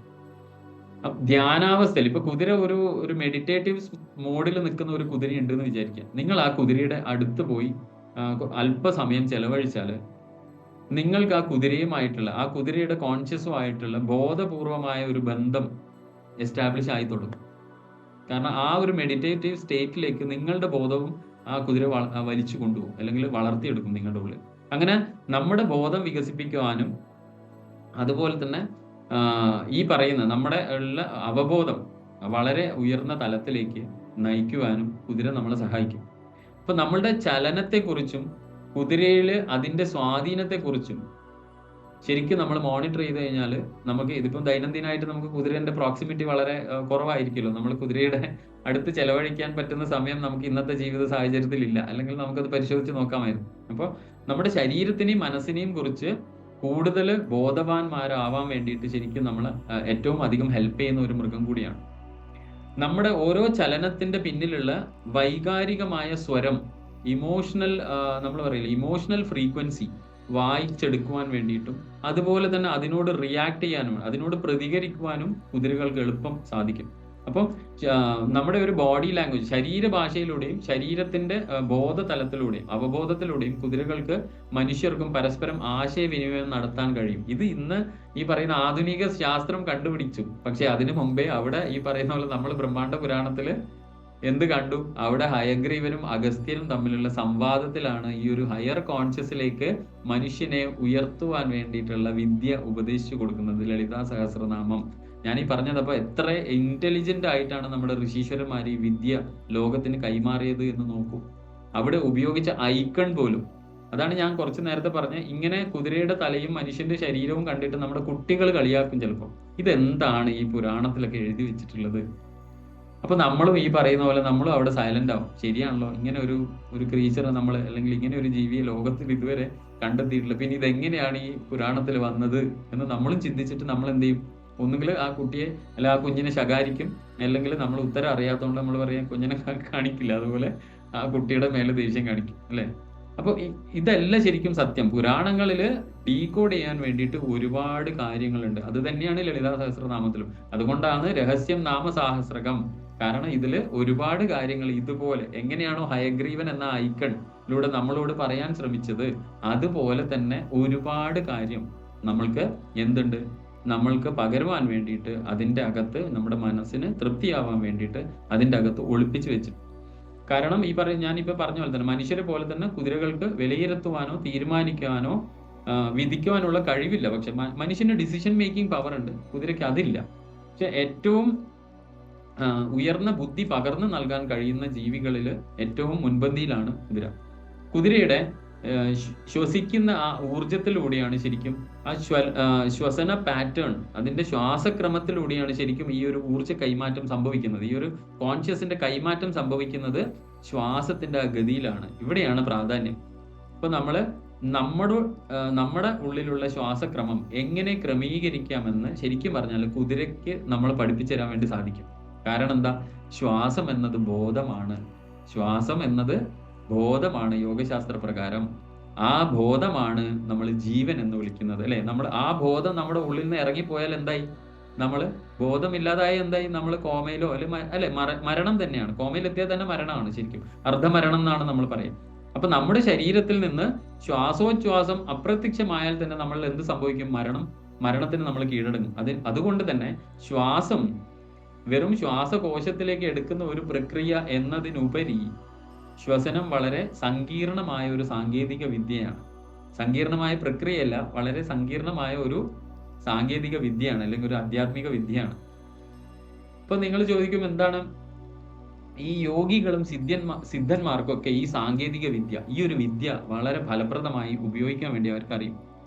അവർ ശരിക്കും നമ്മളെ പോലെ സാധാരണ ശ്വാസോച്ഛ്വാസ രീതിയിലല്ല അവർ ശ്വാസം എടുക്കുക. അവർ ശ്വാസക്രമത്തെ പൂർണ്ണമായും ആന്തരികവൽക്കരിച്ചിട്ട് തലച്ചോറിലേക്ക് ആ ശ്വസനത്തെ അയക്കുവാനുള്ള ടെക്നിക്ക് അവർക്കറിയാം. ഇപ്പൊ യോഗിക് ബ്രീത്ത് എന്ന് പറഞ്ഞിട്ട് നമുക്കറിയാം ശരിക്കും എന്താണ്, അവര് നമ്മുടെ ആമാശയത്തിൽ ചെസ്റ്റ് കൊണ്ട് ബ്രീത്ത് ചെയ്യുന്നതിന്റെ പകരം അവര് ബ്രീത്ത് ചെയ്യുന്ന എവിടെയാണ്, നമ്മൾ ആമാശയത്തിലേക്കാണ് ബ്രീത്ത് ചെയ്യുക. ആ ആമാശയത്തിലേക്ക് ബ്രീത്ത് ചെയ്തിട്ട് ആ ഓക്സിജനെ എവറി സെൽസിലേക്ക് എത്തിക്കാനുള്ള വിദ്യ ഹഠയോഗികൾക്കൊക്കെ വളരെ കൃത്യമായിട്ട് അതിലൊക്കെ ക്രിയയുണ്ട് ഹഠയോഗത്തിലൊക്കെ. അപ്പോൾ ഇങ്ങനെ ബ്രെയിനിലേക്ക് അവർക്ക് അയക്കുവാൻ വേണ്ടി സാധിക്കും. ആ ശ്വാസകോശം അല്ലെങ്കിൽ ശ്വാസോച്ഛ്വാസം, അതിൽ സാധാരണ ശ്വാസോച്ഛ്വാസം ഒട്ടും ഉൾപ്പെടില്ല. എന്താണ് ആ ശ്വസനം സാധാരണയുള്ള പാറ്റേൺ കുറച്ചിട്ട് അത് നേരെ ബ്രെയിനുമായിട്ട് അവർ കണക്ട് ചെയ്യും. ആ സമയം ശ്വാസവും ജീവശക്തിയും ഒന്ന് തന്നെയായി മാറും. ജീവശക്തി എന്നുള്ളത് പ്രാണൻ. അതിനാലാണ് ശരിക്കും ശ്വാസം യോഗശാസ്ത്രത്തിൽ ആരാണെന്ന് ചോദിച്ചാൽ അത് ഈശ്വരനാണ്, അത് വായുതത്വമാണ്. എന്താണ് വായുതത്വം? അതാണ് പ്രാണൻ, ജീവൻ എന്ന് നമ്മൾ വിളിക്കുന്നത് അല്ലേ. കാരണം നമ്മൾ ഈ പറയുന്ന പോലെ ഓക്സിജനും നൈട്രജനും അടങ്ങുന്ന ഈ ഗേഷ്യസ് സ്റ്റേറ്റ് നമ്മൾക്ക് പുറത്തുള്ള വാതകങ്ങളിൽ തേച്ചും എന്തുണ്ട്, സൂക്ഷ്മാവസ്ഥയിൽ ആരിയ്ക്കുന്നുണ്ട്, പ്രാണൻ ഇരിക്കുന്നുണ്ട്. അതുകൊണ്ടാണ് സൂക്ഷ്മാവസ്ഥയിലാണുള്ളത്. അതല്ലെങ്കിൽ മരിച്ച ഒരാൾക്ക് നമ്മൾ ഓക്സിജൻ സിലിണ്ടർ കൊണ്ടുവച്ചാൽ അയാൾ എണീറ്റ് വരണ്ടേ?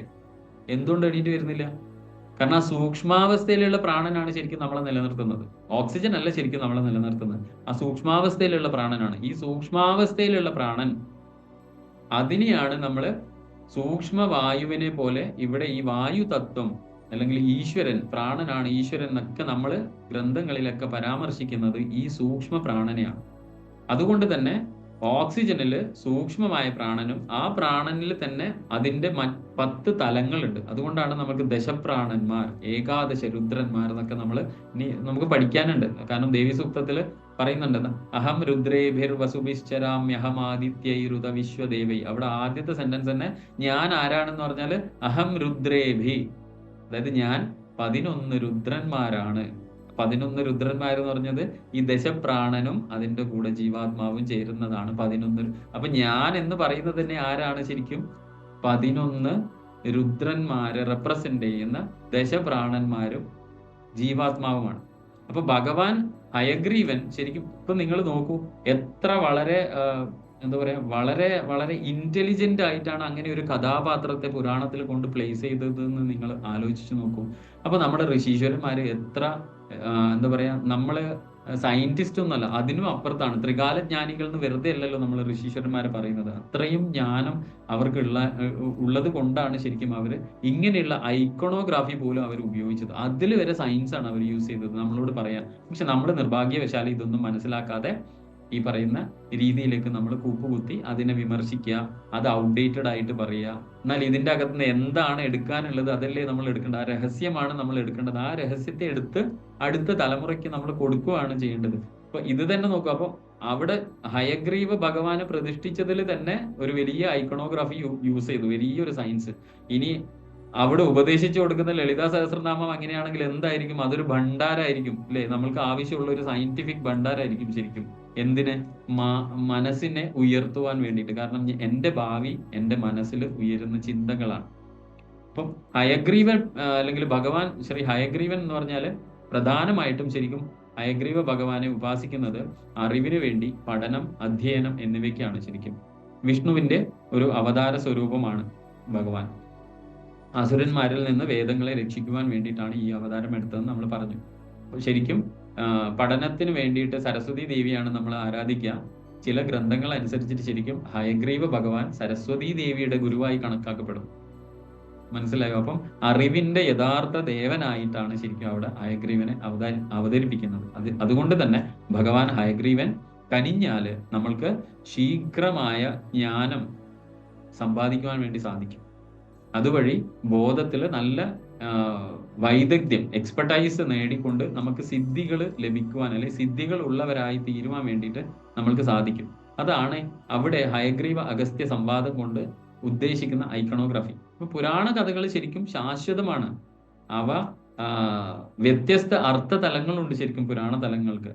കഥയുടെ വശമായ ആഖ്യാനം, ഇന്റർപ്രിട്ടേഷൻസ്, അക്ഷരാർത്ഥത്തിൽ ശരിക്കും അത് സത്യമാണ്. അത് ശരിക്കും അന്ധവിശ്വാസമല്ല. ദൈവം അല്ലെങ്കിൽ ഈശ്വരൻ എന്ന നിലയിൽ ഹയഗ്രീവ ഭഗവാൻ മറ്റൊരു തലത്തിൽ ഉണ്ടെന്നാണ് നമ്മൾ ഉദ്ദേശിക്കേണ്ടത്. ശരിക്കും അങ്ങനെ ഒരു ഐക്കണിൽ കണ്ട ഒരു അസ്തിത്വം, ഒരു ജീവി അല്ലെങ്കിൽ ഒരു അവതാരം, അത് എൻ്റെ ഇന്ദ്രിയ തലത്ത് ഇപ്പോൾ ഞാൻ ഉള്ള ഈ ഒരു പ്രപഞ്ചത്തില് എനിക്ക് ഇന്ദ്രിയങ്ങൾ കൊണ്ട് പ്രാപിക്കാൻ പറ്റില്ലെങ്കിൽ കൂടെ ഒരു പ്രതിമയിലൂടെയോ നമ്മുടെ മനസ്സിലൂടെയോ ആ ഭഗവാന്റെ രൂപം സങ്കല്പിച്ച് ആ തലത്തിലേക്ക് പ്രവേശിക്കുവാൻ വേണ്ടി നമ്മൾക്ക് സാധിക്കുന്നതാണ്. അത് നമ്മുടെ ബോധത്തെ കൂടുതൽ ലിഫ്റ്റ് ചെയ്യാൻ വേണ്ടി, ഉയർത്താൻ വേണ്ടിയിട്ട് വളരെ പ്രധാനമാണ്. ഇതാണ് പുരാണങ്ങൾ നമ്മളോട് കഥകളായി പറയുന്നത്. പുരാണങ്ങൾ പറഞ്ഞ കഥകൾ നമ്മൾ തത്വങ്ങളായി ഗ്രഹിച്ച് ആ തത്വത്തിലൂടെ ഒരു വിഗ്രഹത്തെ ഉപയോഗിച്ചിട്ടോ, ഒരു ഫോമാണ് അത് ഭഗവാനല്ല, ആ ഒരു ഫോമിനെ സങ്കല്പിക്കാം. ഇവിടെയും ശ്രദ്ധിക്കൂ, ബോധം എന്നുള്ളത് മനസ്സിന്റെ തലമാണല്ലോ. മനസ്സിൽ ഭാവം ഉയരണമെങ്കിൽ ഞാൻ നേരത്തെ പറഞ്ഞ അക്ഷരങ്ങളുടെ കാര്യം നിങ്ങൾ ഓർത്താൽ മതി. മനസ്സിൽ ജസ്റ്റ് 2 ലെറ്റേഴ്സ് എടുത്തിട്ട് 2 അക്ഷരങ്ങൾ എടുത്ത് ഞാൻ ചേർത്ത് വെച്ചപ്പോൾ എൻ്റെ മനസ്സിൽ എന്തുണ്ടായി? ഭാവങ്ങൾ ഉണ്ടായി. അതുപോലെ ഒരു രൂപം കാണുമ്പോൾ എൻ്റെ മനസ്സിൽ അത് ഭാവം ഉണ്ടാവും. ഹയഗ്രീവ ഭഗവാൻ ഇങ്ങനെയുള്ള തലങ്ങളാണെന്ന് എൻ്റെ മനസ്സിൽ ബോധം ഉണരുന്ന സമയത്ത് എൻ്റെ കോൺഷ്യസിന്റെ ലെവല് കൂടുവാൻ വേണ്ടി സാധിക്കും. ആ കൂടുന്ന സമയത്താണ് സൂക്ഷ്മ തലത്തില് ഈ പ്രപഞ്ചത്തില് ഈ ദേവതാ ചൈതന്യം ഇരിക്കുന്നുണ്ട്. ആ ദേവതാ തലത്തിലേക്ക് എനിക്ക് ആക്സസ് ഉള്ളൂ. എങ്ങനെയാണോ ഓക്സിജനിൽ നിന്ന് നമ്മൾ പ്രാണനെ നമ്മുടെ ശരീരം സ്വീകരിക്കുന്നത്? ഈ പറയുന്ന ബോധം ഉണ്ടാവുമ്പോഴാണ് അല്ലെ? നമ്മുടെ ഉള്ളിൽ ബോധം കുടികൊള്ളുമ്പോഴാണ് നമ്മൾക്ക് ഓക്സിജനിൽ നിന്ന് പ്രാണനെ വേർതിരിച്ചെടുക്കാൻ വേണ്ടി സാധിക്കുന്നത്. എപ്പോഴാണോ ഈ ബോധം നമ്മളിൽ നിന്ന് മറയുന്നത്, അപ്പോൾ മുതൽ എന്ത് സംഭവിക്കുന്നു? നമ്മൾക്ക് ആർട്ടിഫിഷ്യൽ റെസ്പിറേഷൻ നമുക്ക് തരേണ്ടി വരും. മനസ്സിലായോ? അപ്പൊ ബോധത്തെ ഉയർത്തലാണ് ശരിക്കും എൻ്റെ പ്രപഞ്ചത്തിലെ എൻ്റെ അസ്തിത്വത്തിന് കാരണം. ശരിക്കും എൻ്റെ ബോധം അതൊരു മനസ്സിന്റെ തലമാണ്. ബാക്കി ഒരു കാര്യം കൊണ്ടും നമ്മുടെ മനസ്സിനെ ഉയർത്താൻ വേണ്ടി സാധിക്കില്ല. നമുക്കിപ്പോ ഒരുപാട് സമൃദ്ധിയുണ്ട്, സമ്പന്നതയുണ്ട്, ഐശ്വര്യമുണ്ട്, ഒക്കെ ശരിയാണ്. ഒരുപാട് ഗാഡ്ജറ്റ്സ് ഉണ്ട്, ഒരുപാട് യൂട്ടിലിറ്റീസ് ഉണ്ട്, ജീവിത സൗകര്യങ്ങളുണ്ട്. ഇതുകൊണ്ട് നമ്മുടെ മനസ്സിനെ ഉയർത്തുവാൻ വേണ്ടി സാധിക്കുമെന്ന് ചോദിച്ചാൽ ഉത്തരമില്ല എന്ന് തന്നെയാണ്. അപ്പൊ മനസ്സിനെ ഉയർത്തുവാനുള്ള ഒരു വിദ്യയാണ് ശരിക്കും ഈ പുരാണങ്ങളും, പുരാണത്തിൽ ബ്രഹ്മാണ്ഡ പുരാണത്തിൽ പറഞ്ഞ ലളിതാ സഹസ്രനാമവും അതിൽ ഹയഗ്രീവൻ എന്ന് പറഞ്ഞ ലളിതാ സഹസ്രനാമം ഞാൻ പറഞ്ഞിട്ടുണ്ട്, 30-38 മിനിറ്റിന്റെ ഉള്ളിൽ ചൊല്ലിയാൽ അത് ഏറ്റവും നല്ലൊരു എന്താ പറയാ പ്രാണായാമമാണ്. ഇപ്പൊ ഇവിടെ നമ്മൾ കുറച്ച് നേരത്തെ പറഞ്ഞു ഹയഗ്രീവൻ, കുതിര, ശ്വാസം, താളം, ശ്വാസം ബോധമായിട്ടും ലിങ്ക്ഡ് ആണ്. ബോധം ഉയർന്നു കഴിഞ്ഞാൽ നമുക്ക് ഈ പറയുന്ന സൂക്ഷ്മതലത്തിലേക്ക്, അറിവിന്റെ സൂക്ഷ്മതലം, അറിവിന്റെ ദേവതയായ സരസ്വതി, അതിന്റെ ഗുരുനാഥനായ ഹയഗ്രീവൻ. നോക്കൂ എങ്ങനെയാണ് ഈ കണക്ടിവിറ്റി വരുന്നത്. നമ്മൾ മിയർ ലളിതാ സഹസ്രനാമം ചൊല്ലി ഇരുന്ന സമയത്ത് നമ്മൾക്ക് ഇതിനെ കുറിച്ച് യാതൊരു അറിവും നമ്മൾക്ക് ഉണ്ടായിട്ടില്ല അല്ലെ. പക്ഷെ നോക്കൂ, ലളിതാ സഹസ്രനാമം എന്ന ആ ഒരു സ്തോത്രം നമ്മൾ ഇന്ന് എല്ലാ ജനങ്ങളിലേക്കും എത്തിയതും നമ്മൾ എല്ലാവരും ഉപയോഗിക്കുന്നതോ ചൊല്ലുന്നതോ ആയ ആ സ്തോത്രത്തിന് എത്ര സൂക്ഷ്മ തലങ്ങളുണ്ട്, എത്ര ഉയർന്ന തലങ്ങളുണ്ട്. ഈ ഉയർന്ന തലങ്ങൾ നമ്മൾ അറിഞ്ഞുകൊണ്ട് അതിനെ സമീപിക്കുമ്പോൾ നമ്മുടെ കഴിവ് എന്തായി മാറും? 10 മടങ്ങ് വർദ്ധിക്കും. നമ്മുടെ മനസ്സിന്റെ തലം 10 മടങ്ങ് വർദ്ധിക്കും. നമ്മള് ഈ പറയുന്ന യുക്തിസഹമായ നമ്മുടെ ധാരണകൾ ഉണ്ടല്ലോ, അതുകൊണ്ടാണ് നമ്മൾ ശരിക്കും എന്ത് ചെയ്യാം, ഈ യുക്തി കൊണ്ട് നമ്മൾ എന്ത് ചെയ്യുന്ന അറിയോ, നമ്മൾ ഈ പറയുന്ന ഈശ്വരീയതയും സൂക്ഷ്മതലത്തിനെയൊക്കെ നമ്മൾ തള്ളി പറയും. എന്നിട്ടോ നമ്മൾ ഈ ശാസ്ത്രവും സാങ്കേതിക വിദ്യയും ഒക്കെ യൂസ് ചെയ്തിട്ട് അതിനെ ഇന്റർപ്രറ്റ് ചെയ്യാൻ നോക്കും, അല്ലെങ്കിൽ വിവരിക്കാനോ അല്ലെങ്കിൽ വ്യാഖ്യാനിക്കാനോ നോക്കും. എപ്പോഴും നമ്മൾ മനുഷ്യന്റെ യുക്തിയിലൂടെ മാത്രം ഈ ഒരു വലിയ സൂക്ഷ്മതലത്തെ നമ്മൾ വിശകലനം. അതാണ് ഞാൻ നേരത്തെ പറഞ്ഞത്, ഓക്സിജൻ കൊണ്ട് നമ്മൾക്ക് ഒരു മരിച്ച വ്യക്തിയെ തിരിച്ചു കൊണ്ടുവരാൻ സാധിക്കില്ല. പക്ഷെ നമ്മളൊക്കെ ബയോളജി ടെക്സ്റ്റിൽ പഠിച്ച എന്താണ്? ഓക്സിജൻ മൂലമാണ് നമ്മുടെ അസ്തിത്വം അല്ലെ. അങ്ങനെയാണെങ്കിൽ മരിച്ച ഒരാൾക്ക് ഓക്സിജൻ സിലിണ്ടർ വെച്ചു കൊടുത്താൽ മതിയല്ലോ. അപ്പൊ എന്താണ്, മനുഷ്യന്റെ തലത്തിൽ നമ്മൾ അങ്ങനെ ചിന്തിക്കും. പക്ഷെ മാനുഷിക യുക്തിയിലൂടെ വിശകലനം ചെയ്യുമ്പോൾ നമ്മൾ എപ്പോഴും പരാജയപ്പെടും. നമ്മൾ വ്യത്യസ്ത മേഖലകളിലൂടെയാണ് ഈശ്വര തത്വത്തെ സമീപിക്കേണ്ടത്. അപ്പോഴാണ് ആ ഈശ്വര തത്വം യാഥാർത്ഥ്യമായി മാറുക. അങ്ങനെയാണ് നമ്മൾ വിശ്വസിക്കുന്ന ദേവത നമ്മൾക്ക് മുമ്പിൽ പ്രത്യക്ഷമാവുക. പലർക്കും സംശയമാണ്, ഇതൊക്കെ ചെയ്താൽ എനിക്ക് ദേവിയെ കാണാൻ പറ്റുമോ? കാണാൻ പറ്റും. എപ്പോഴാണ്?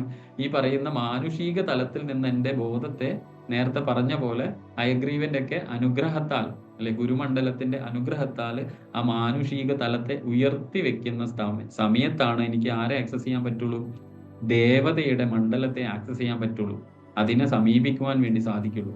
ഞാൻ ആ പോഡ്കാസ്റ്റിൽ ഞാൻ കളിയായിട്ടെങ്കിലും പറഞ്ഞില്ലേ, പ്രധാനമന്ത്രിയെ കാണണമെങ്കിൽ MP ആവണം എന്ന് പറഞ്ഞത് ശരിയാണ്. കാരണം മനസ്സുകൊണ്ട് നമ്മൾ MP ആവണം. അപ്പോഴാണ് ദേവതയെ നമ്മൾക്ക് സമീപിക്കാൻ വേണ്ടി സാധിക്കുള്ളൂ. അപ്പോഴാണ് ഈ ദേവത യഥാർത്ഥത്തിൽ നമ്മുടെ മുമ്പിലേക്ക് ഇറങ്ങി വരിക.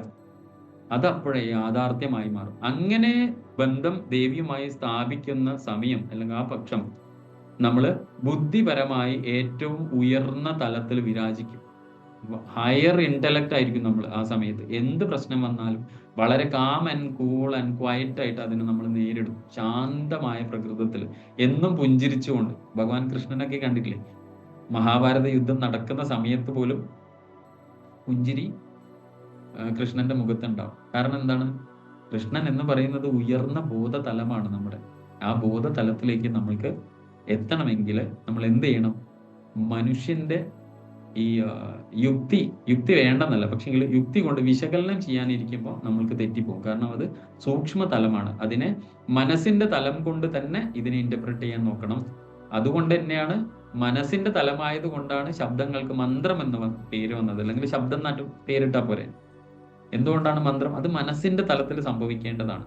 അപ്പം ഇതാണ് നമുക്ക് ലളിതയെ കുറിച്ച് അല്ലെങ്കിൽ ലളിതാ സഹസ്രനാമത്തെ കുറിച്ചിട്ട് ഇനിയും ഒരുപാട് പറയാനുണ്ട്. ഇനി എനിക്ക് തോന്നുന്നു ഒരു 10 വെബിനാർ നമ്മൾ ചെയ്താലും ഇതിന്റെയൊക്കെ ഇനിയുള്ള ശാസ്ത്രീയ വശങ്ങൾ നമുക്ക് ഒരുപാട് പറയാനുണ്ട്. അതൊക്കെ നമുക്ക് ക്ലാസ്സിൽ പറയാം. നിങ്ങളൊക്കെ അവിടെ ഉണ്ടാവും എന്നുള്ള പ്രതീക്ഷയോടുകൂടി ഇന്ന് തൽക്കാലം നമുക്ക് ഈ വെബിനാർ ഇവിടെ അവസാനിപ്പിക്കാം. കഴിഞ്ഞ വെബിനാറിൽ നമ്മൾ പൗർണമിക്കായിരുന്നു ഉണ്ടായിരുന്നത്. ഡിസംബർ 15-ാം തീയതി അന്ന് പൗർണമിയായിരുന്നു.